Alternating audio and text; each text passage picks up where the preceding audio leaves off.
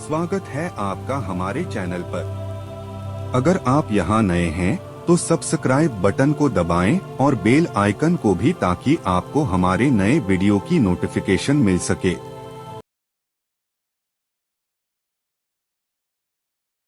द्वारका भगवान कृष्ण का वो शहर जो कहते हैं समुद्र में समा गया। लेकिन क्या ये सिर्फ एक कहानी है या क्या ये एक भूला हुआ इतिहास है? चलिए आज इसी रहस्य से पर्दा उठाते हैं।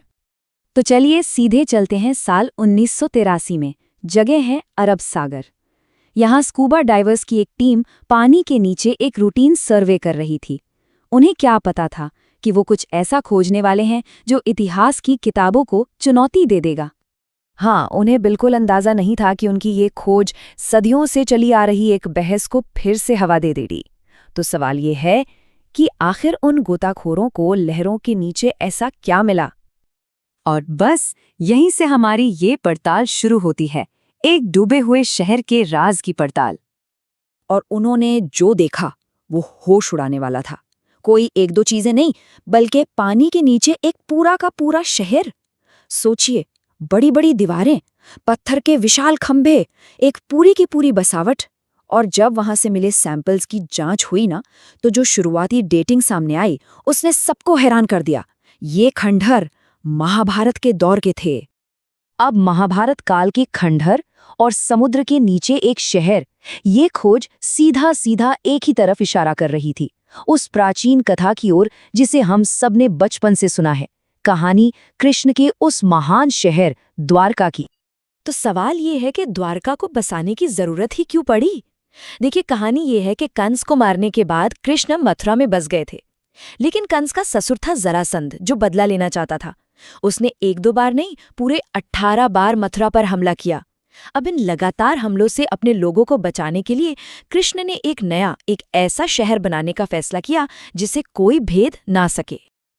लेकिन ऐसा शहर बनाएं तो बनाएं कहाँ? तब कृष्ण ने समुद्र देव से प्रार्थना की कि उन्हें 12 योजन जमीन दे दें। और कथाओं में आता है कि समुद्र ने उनकी बात मान ली और पीछे हट गया। और ये 12 योजन मतलब कोई छोटा मोटा इलाका नहीं, आज के हिसाब से देखें तो करीब करीब 96 किलोमीटर का एरिया। और इसी जमीन पर देवताओं के आर्किटेक्ट विश्वकर्मा ने एक ऐसा शहर बनाया जिसकी चमक दमक के आगे शायद आज के शहर भी फीके पड़ जाएं। द्वारका सिर्फ एक शहर नहीं था, ये एक अजूबा था।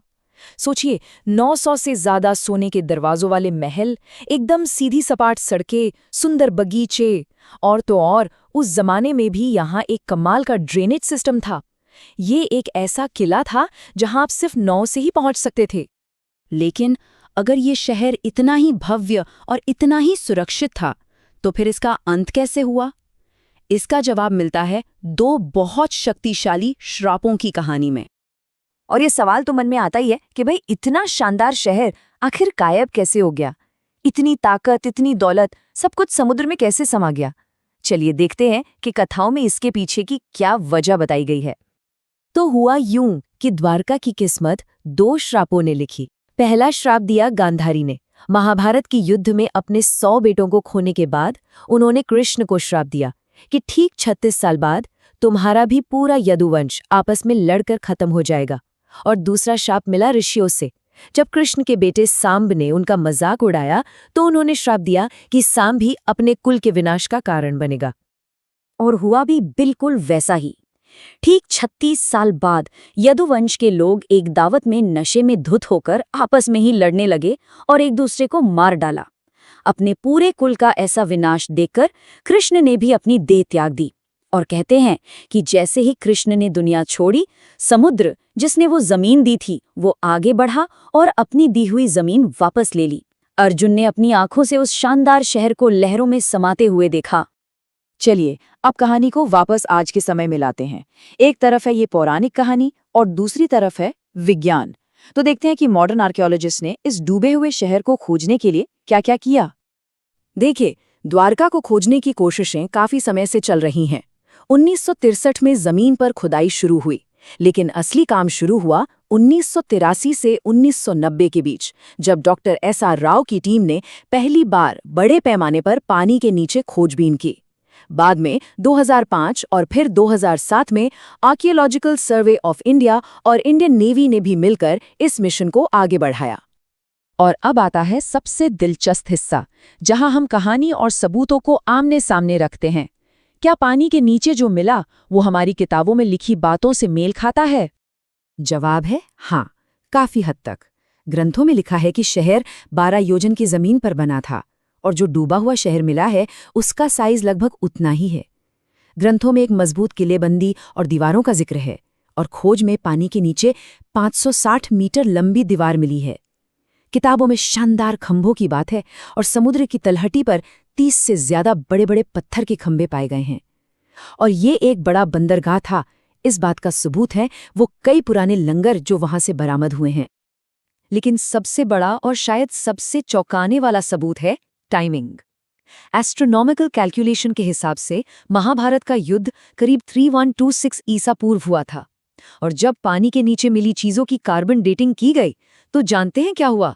उनकी उम्र भी उसी दौर के आसपास की निकली। अब इसे सिर्फ एक इत्तेफाक कह सकते हैं क्या? तो इन सारे सबूतों को एक साथ रखकर देखें तो हम कहाँ पहुंचते हैं? क्या द्वारका सच में थी या ये सिर्फ एक कहानी है, या फिर ये दोनों का एक मिला-जुला रूप है? देखिए, एक बात तो साफ है, सबूत काफी मजबूत हैं। पानी के नीचे मिले शहर का पैमाना किताबों में लिखी बातों से मेल खाता है। जो भी कलाकृतियां मिली हैं वो सही टाइम पीरियड की हैं। हाँ, बहस अभी भी चल रही है, लेकिन एक बात तो तय है कि द्वारका की कहानी सिर्फ कोरी कल्पना नहीं हो सकती। ऐसा लगता है कि यहाँ आकर कहानी और इतिहास के बीच की जो लाइन है वो काफी धुंधली हो जाती है। और यहीं पर ये सफर हमें एक बहुत बड़े सवाल के सामने लाके खड़ा कर देता है। अगर द्वारका की कहानी में इतनी सच्चाई हो सकती है, तो हमारी और कितनी पौराणिक कथाएं हैं जो असल में हमारा भूला हुआ इतिहास है? इस पर जरा सोचिएगा। Thank you for watching this video. If you enjoyed it, please hit the like button and the bell notification icon.